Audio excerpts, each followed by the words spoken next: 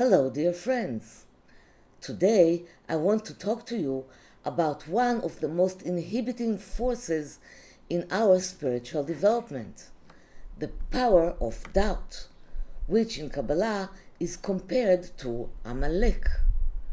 In Kabbalah, Amalek is not just a historical entity or an ancient people. It represents a cosmic force, a harsh negative energy that operates within each and every one of us, and is included in what is called the evil inclination, Yetzer Hara. This is the force that causes us to doubt everything sacred, elevated and divine, as well as ourselves and our abilities. When doubt takes control over us, it usually whispers to us, is there really a meaning to all of this? Do you really believe there is something beyond what you see with your eyes? Will you succeed in overcoming the challenges before you? And what's the point of trying at all? I am sure you are familiar with this type of thoughts.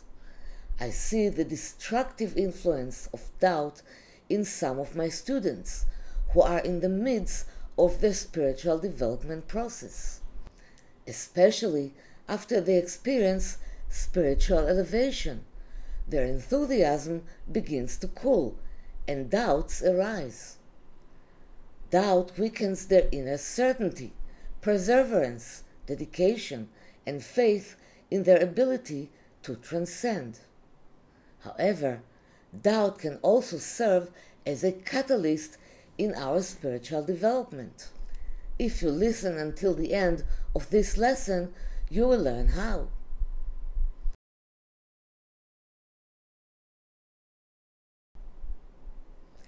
Amalek attacked the children of Israel in the desert after they left Egypt, when they experienced a moment of weakness. They had already experienced tremendous miracles, witnessed the parting of the Red Sea, and camped at Rephidim. There they could not find water, and complained to Moses for taking them out of Egypt only to let them die of thirst in the desert, to the point where they doubted the existence of God guiding them. They asked, "Is the Lord among us or not?" This is from Exodus 17. Doubt cooled the enthusiasm and spiritual awakening the Israelites had experienced, and then the Amalekites attacked them in Rephidim.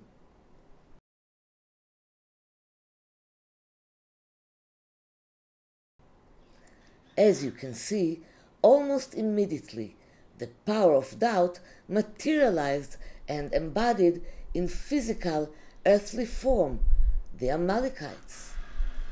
This is exactly how doubt works in our lives. In moments of elevation, as if out of nowhere, the opposing thought appears. Maybe it's just my imagination. Maybe I'm just deluding myself. The Holy Zohar teaches that Amalek, as a spiritual force, is the embodiment of the Klippah, negative forces that try to separate man from the divine light.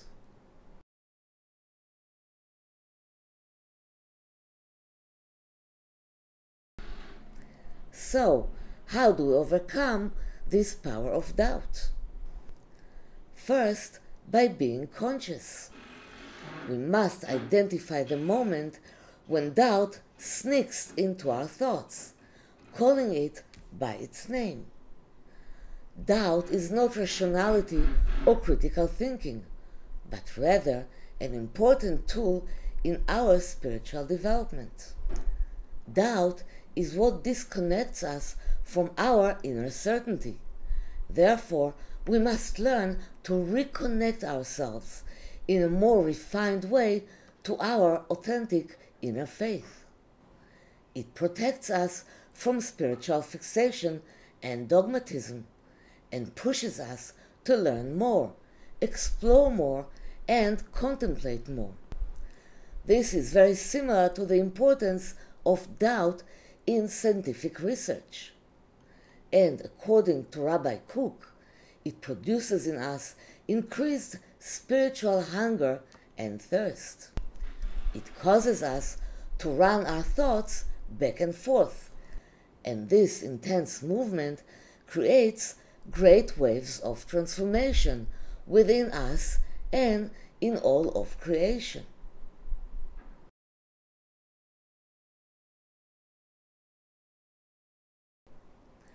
Only when there is the possibility for doubt and free choice is there a true meaning to our growth process.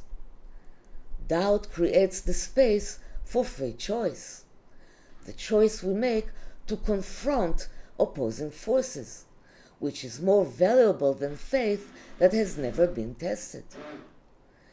In the modern world, with so many opinions, spiritual philosophies, and different beliefs, doubt serves as a tool for clarifying and refining our personal truth. It helps us navigate between different opinions and find the path that is right for our soul. Therefore, whenever doubt arises, we can choose to reconnect to the divine spark within us, to our inner truth.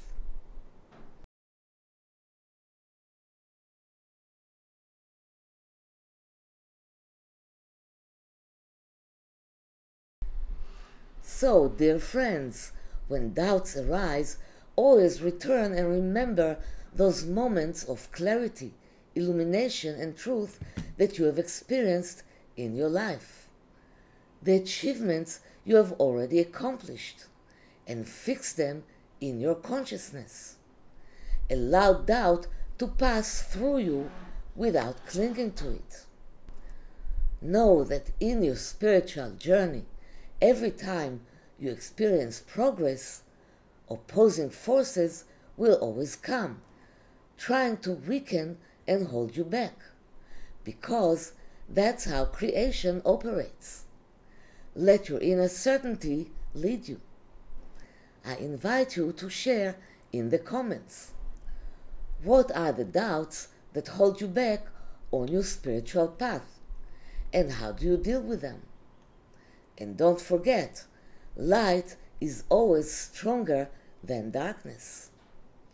Thank you for being with me, and I'll see you in the next teachings.